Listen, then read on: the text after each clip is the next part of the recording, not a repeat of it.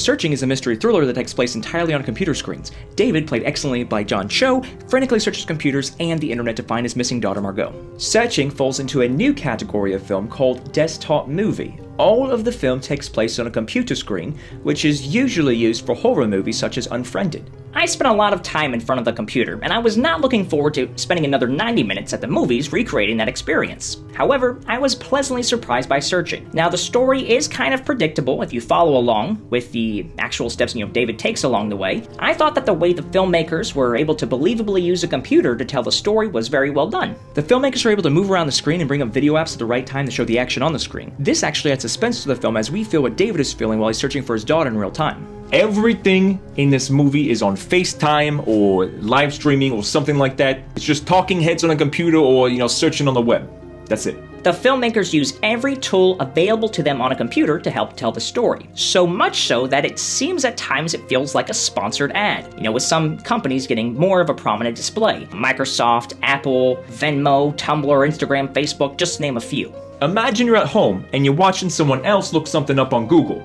There, you've seen the movie. I just saved you 90 minutes. You're welcome.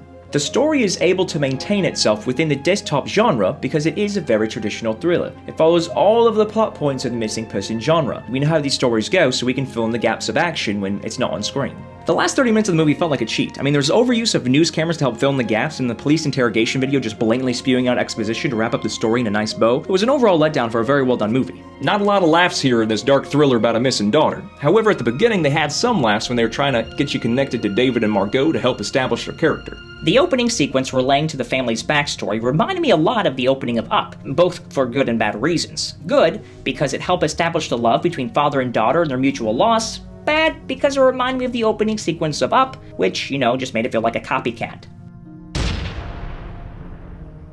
There are a few moments of decent suspense throughout. Unfortunately, the ending kind of ruined it a little. 7 out of 10. I was bored after 5 minutes and it only got worse. 0 out of 10. I went in with low expectations, but ended up being surprised by the result. 7 out of 10. There were a couple laughs at the beginning, like I said, when they were helping to establish the characters of David and Margot, but overall, not any more laughs than that in this dark thriller. 2 out of 10. I like the novelty of the desktop genre, I just hate how it's become another found footage knockoff for horror films. This being a mystery thriller was a risk, it's just I wish they applied more risk to the ending of the film. 7 out of 10. We here at Who's Review give Searching the overall rating of eye searching. Now there's two main hurdles here you have to get over to enjoy this decent thriller. The first hurdle, and the main one of course, is that this falls into the new desktop movie genre. So if you don't think you can enjoy looking at someone's Apple computer screen for 90 minutes, you may want to reconsider. The second hurdle of course is that the story being told is so formulaic. If this was shot in a traditional style, we would probably give it a B-grade movie rating and say to wait for the Blu-ray. Well, there you have it. That's our review. What do you think? Have you seen the movie? Are we way off? Right on? Let us know in the comment section below and we'll check it out and respond. If you want to stay up to date on all things Who's Review, make sure you like us on Facebook, follow us on Instagram, and most importantly of all, subscribe to our YouTube channel. We thank you guys for checking us out here at Who's Review, where everyone's a critic.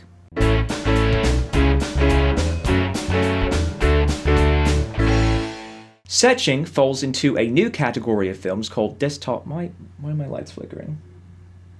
I think my power's about to go out. That would not be good.